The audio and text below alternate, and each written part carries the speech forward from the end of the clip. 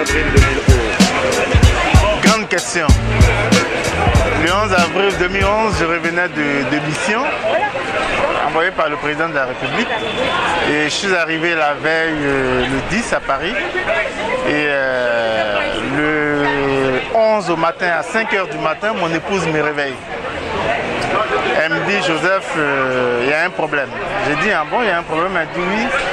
Je viens de rêver qu'on a arrêté mon papa, le président, et qu'il est en prison.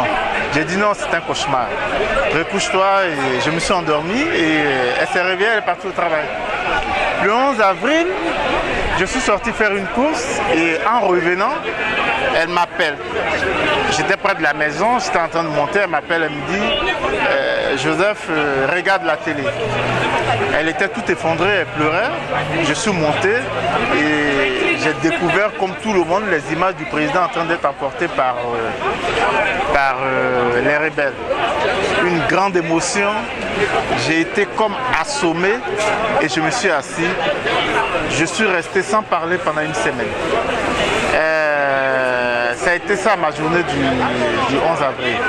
Et par la suite, bon, on a vu tout ce qui s'est passé, mais ça a été une journée terrible pour moi comme pour les Ivoiriens. Et ma petite cellule familiale à la maison a été très traumatisée, comme le reste des Ivoiriens et des Africains. À cet instant, je n'ai pas pensé que tout était fini, parce qu'on ignore beaucoup de l'histoire de Gbagbo Laurent. Enfin, le grand public ignore l'histoire de Gbagbo Laurent, mais s'inscrit en 7 points que je ne vais pas énumérer.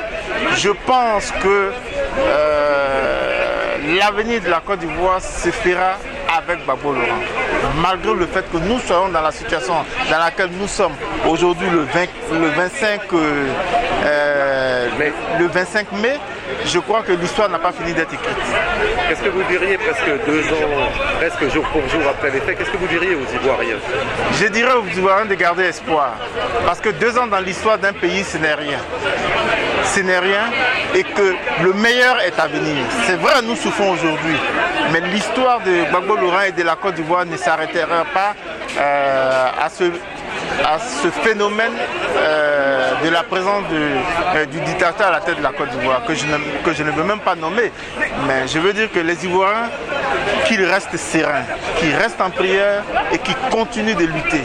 Qu'ils continuent de lutter parce que c'est notre lutte au quotidien. La première des choses qui va faire réveiller les consciences. Et la deuxième des choses, Dieu n'a pas encore dit son dernier mot.